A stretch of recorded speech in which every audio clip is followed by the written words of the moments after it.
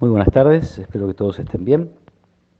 Nos acercamos a la palabra de Dios para compartir nuestro ratito de oración.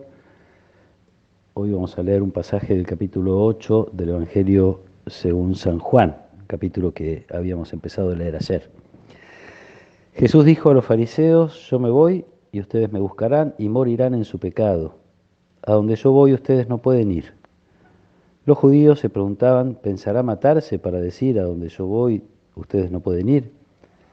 Jesús continuó: ustedes son de aquí abajo, yo soy de lo alto, ustedes son de este mundo, yo no soy de este mundo.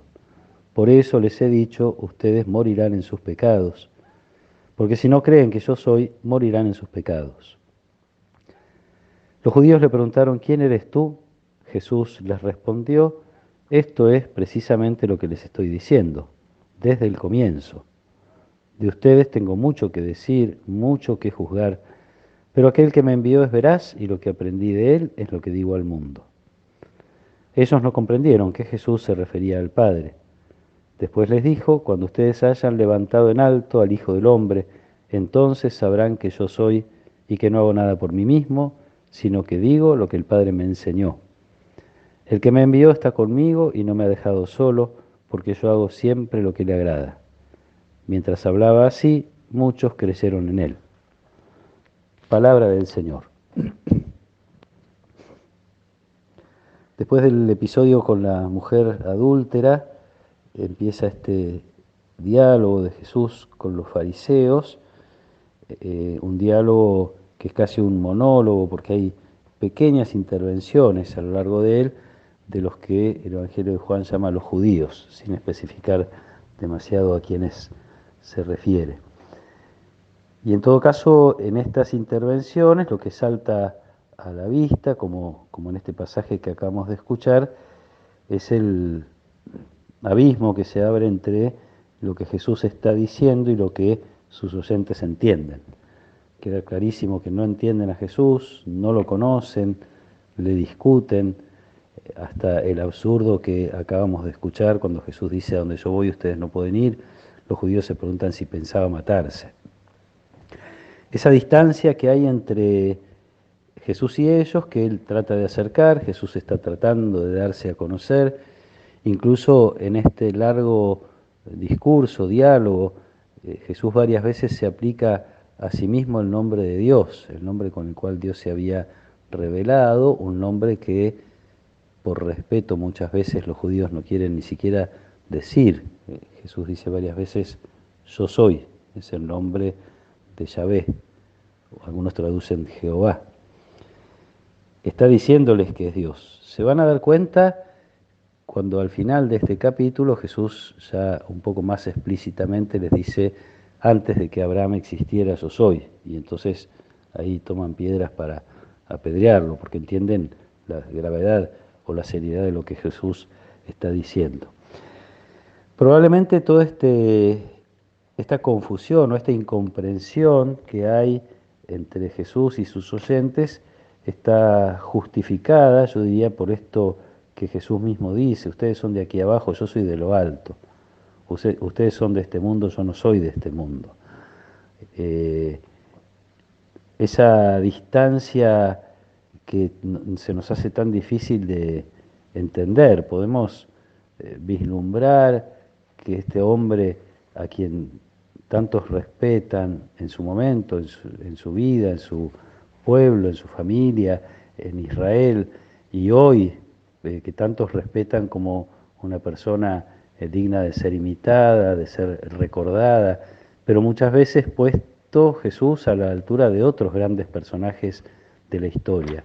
Qué difícil es entender, no solo para la gente en general, sino para cada uno de nosotros también, qué difícil es entender: este es el Hijo de Dios, es Dios mismo, es aquel que con su sabiduría creó todas las cosas, es aquel que sostiene el universo entero, es aquel que nos da a diario la vida, es el Señor de la historia. De tantas maneras buscamos de expresar este misterio que es para nosotros Dios, y cuánto más pensar este Dios todopoderoso se hace hombre, se encarna, se acerca, vive como uno de nosotros. Una invitación que se nos hace, en definitiva, a no ser tan del mundo, podríamos usar esta expresión. Ellos no son del mundo, dice Jesús hablando de sus discípulos en la oración de la última cena.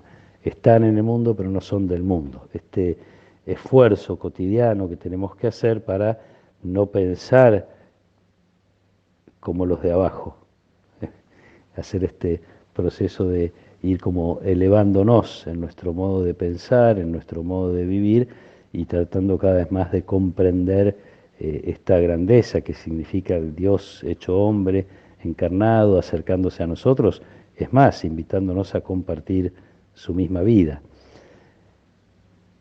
Hacia el final del Evangelio de San Juan hay otra revelación que es la de Santo Tomás, tan criticado por haber sido incrédulo, pero sin embargo hace una de las afirmaciones más claras y casi como un broche de oro de todo el Evangelio.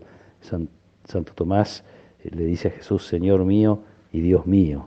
Es como el momento en el cual se hace la revelación más grande que se puede hacer del reconocimiento de la divinidad de Jesús. Podemos pedirle que nos ayude al menos a tener esta comprensión de nuestra incomprensión, se podría decir así, tener claridad respecto de la distancia que nos separa todavía de Dios, más allá de que somos parte del cuerpo de Cristo, fuimos bautizados, pero qué tan lejos puede estar a veces nuestro pensamiento, qué tan lejos puede estar a veces nuestro corazón de identificar la grandeza de lo que significa este Dios encarnado que nos invita a compartir su vida. Un gran misterio que, como todos los misterios, nunca abarcaremos definitivamente, pero que gracias a Dios cada día nos pueden alimentar un poquito más, podemos crecer un poquito más en ellos. Como decía algún santo, nadie debería lamentarse de no agotar la fuente cuando bebe, porque otra vez que tenga sed podría acercarse a beber. No terminamos de agotar, no terminamos de entender. Estamos lejos de entender absolutamente a Dios. Qué bueno es saber que sí lo conocemos y que podemos seguir creciendo en este conocimiento, que podemos, como decía, ser cada vez un poquito más de lo alto y no estar tanto en las cosas de abajo, que a veces nos desgastan, nos hacen mal y no siempre nos ayudan a crecer. Que el Señor los acompañe en esta tarde, los proteja y los bendiga. En el nombre del Padre, y del Hijo, y del Espíritu Santo. Amén.